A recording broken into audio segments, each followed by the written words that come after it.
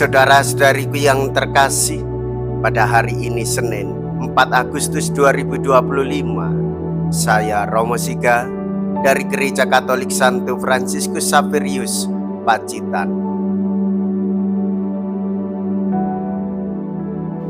Dalam nama Bapa dan Putra dan Roh Kudus, amin.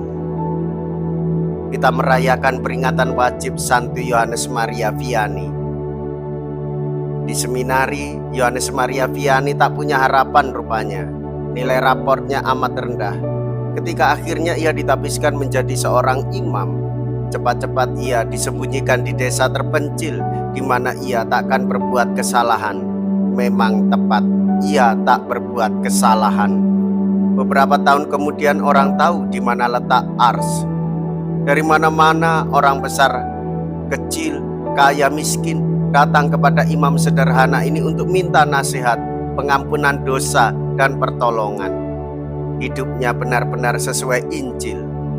Kehidupan pribadi, hiburan kemewahan jauh daripadanya. Yang tak punya harapan ternyata menjadi harapan bagi banyak orang. Sambil menengadah ke langit, Yesus mengucapkan doa berkat. Dibagi-baginya roti itu dan diberikannya kepada para murid, lalu para murid membagi-bagikannya kepada orang banyak. Mea culpa, mea culpa, mea maxima culpa. Saya berdosa, saya berdosa, saya sungguh berdosa. Semoga Allah yang Maha Kuasa mengasihani kita, mengampuni dosa kita, dan menghantar kita ke hidup yang kekal. Amin. Marilah kita berdoa.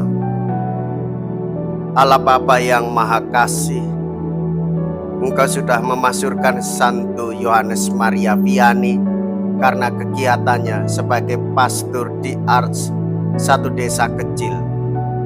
Semoga berkat doa dan teladannya kami berusaha membawa sesama kepada cinta kasih Kristus dan dapat memperoleh kemuliaan abadi bersama mereka. Dengan pengantaraan Yesus Kristus Putramu Tuhan kami yang hidup dan berkuasa bersama dengan Dikau dalam persatuan Roh Kudus, Allah sepanjang segala masa. Amin. Tuhan bersamamu dan bersama rohmu. Inilah Injil suci menurut Matius. Dimuliakanlah Tuhan. Matius bab 14 ayat 13 sampai dengan ayat 21. Sekali peristiwa, setelah mendengar berita pembunuhan Yohanes Pembaptis, menyingkirlah Yesus. Dengan naik perahu, ia bermaksud mengasingkan diri ke suatu tempat yang sunyi. Tetapi orang banyak mendengarnya dan mengikuti dia dengan mengambil jalan darat dari kota-kota mereka. Ketika Yesus mendarat, ia melihat orang banyak yang besar jumlahnya. Maka tergeraklah hatinya oleh belas kasih kepada mereka, dan ia menyembuhkan mereka yang sakit. Menjelang malam, para murid Yesus datang kepadanya dan berkata, "Tempat ini sunyi dan hari sudah mulai malam. Suruhlah orang banyak itu pergi supaya dapat membeli makanan di desa-desa." Tetapi Yesus berkata kepada mereka, "Mereka tidak perlu pergi. Kalian saja memberi makan mereka." Jawab mereka, "Pada kami hanya ada 5 buah roti dan 2 ekor ikan." Yesus berkata, "Bawalah kemari." Lalu disuruhnya orang banyak itu duduk di rumput. Setelah itu ia mengambil ke-5 buah roti dan ke-2 ekor ikan. Sambil menengadah ke langit diucapkannya doa berkat. Dibagi-baginya roti itu dan diberikannya kepada para murid. Para murid itu lalu membagi-bagikannya kepada orang banyak. Mereka semua makan sampai kenyang. Kemudian potongan-potongan roti yang sisa dikumpulkan sampai 12 bakul penuh. Yang turut makan kira-kira 5.000 orang pria, tidak termasuk perempuan dan anak-anak. Demikianlah sabda Tuhan. Terpujilah Kristus. Saudara-saudariku yang terkasih, Kita mengetahui bahwa Yesus mengajarkan apa yang baik, memberi makan kepada orang banyak. Yesus juga sungguh murah hati bagi setiap orang. Ia tidak hanya mengobati, menyembuhkan orang yang sakit, namun memberikan makanan yang cukup untuk kebutuhan mereka. Hal ini mengajarkan supaya kita menjadi saksi-saksi kemurahan hati Tuhan dalam hidup kita. Peduli,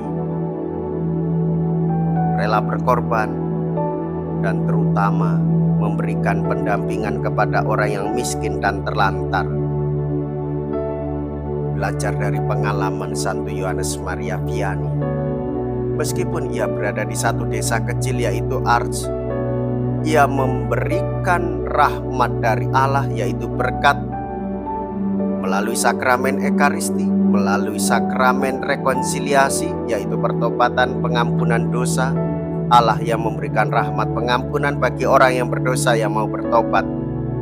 Kehadiran Yohanes Maria Vianney menunjukkan kemurahan hati Allah bagi kehidupan di desa yang terkecil itu, sehingga orang mengalami panggilan jiwa yang disegarkan dan disembuhkan.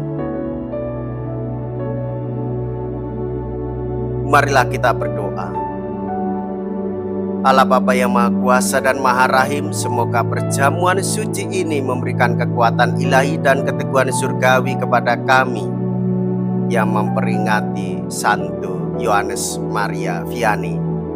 Semoga kami memelihara keutuhan kurnia iman dan menempuh jalan lurus menuju keselamatan dengan pengantaraan Kristus Tuhan kami. Amin.